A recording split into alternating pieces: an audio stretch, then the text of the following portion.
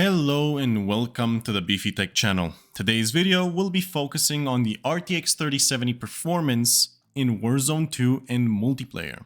And I know that you've probably seen a lot of performance videos regarding the RTX 3070, but this video is different because I will be focusing on detailed performance on different parts of Mazrah and also multiplayer, not only just a straight up benchmark of the RTX 3070.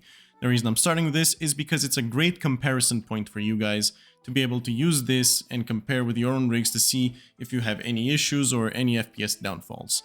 Anyway, I'll have the settings that I'm playing at right after this play so you guys can use those too, and they are the most optimized and best settings that you can use. And I want to mention that whatever frame rates you see on my screen right now, you add roughly 6% more frames to, as I'm recording on the 3070 and I did the math and that is exactly how much frame rate I'm losing while recording. So it will help you guys to be able to better scout out what the actual frame rates will be for you, assuming you have a full 100% GPU bottleneck in the game.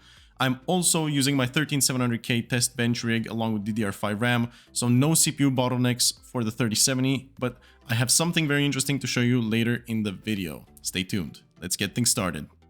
Alright, and here we are over on multiplayer queuing for a match, but before we do start, I quickly wanted to go over my settings as these are quite important for you to be able to replicate my frame rate and have the most optimized gaming experience for yourself in multiplayer. Mind you, going low and off is not a bad thing as long as you have the right things set to high. So note everything that I have over here is optimized to give you the most frame rate when GPU bottlenecked, not specifically when CPU bottlenecked. Getting into the results, here we are in multiplayer, and the frame rate is actually quite impressive.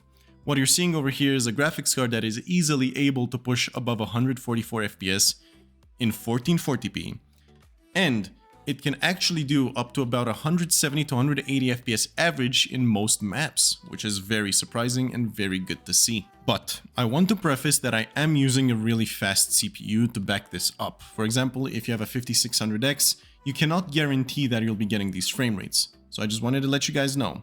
Anyway, I also have some footage coming up from later in the round after some streaks are activated to show different FPS. Just a minute later into the round, the frame rate seems to have changed quite a bit, and I'm assuming that is depending on what gun you're holding and also what, stage of the map you're at, if there's any streaks and stuff. So you could be expecting anywhere between 150 to 190 FPS in multiplayer from a 3070 running some slight overclocks on it. Anyway, moving on to the Warzone results.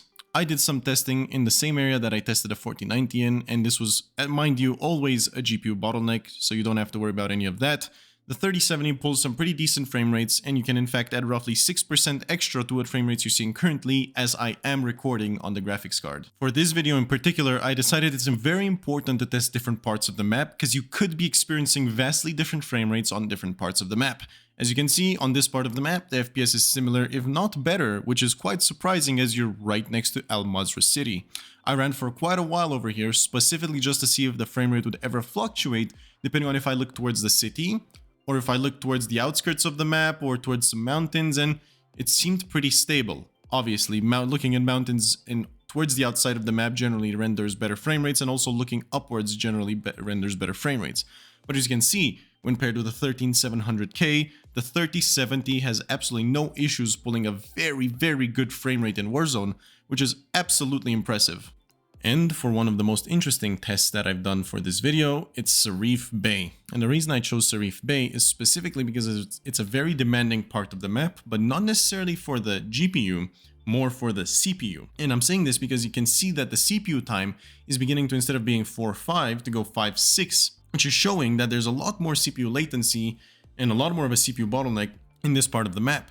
Meaning that the second you pair the 13700K with a 3090, you're bottlenecked, which is absolutely crazy. For most people that buy a 3070, they would most likely pair it with a 5600X or a 12400, or let's say even a 12600K.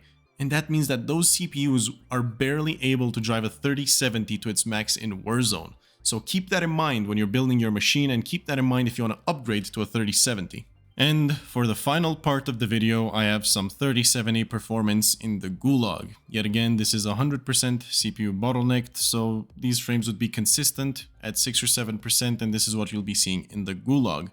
While not as important as the rest of the game, since the Gulag is a lot easier to run than the rest of the game, I thought I'd leave it here just so you guys have good comparisons to make.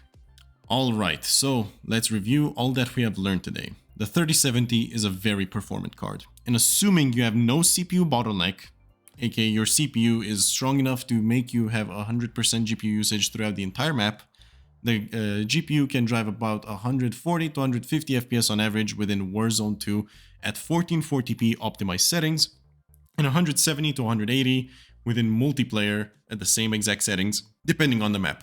The only issues you might ever encounter is that if you're on a 5600X, you will occasionally go from 98% usage to 88 to 90% usage and drop a bit of frame rate. If your 3070 is getting about 120 FPS, chances are, yes, that you are very sadly CPU bottlenecked even while only using a 3070.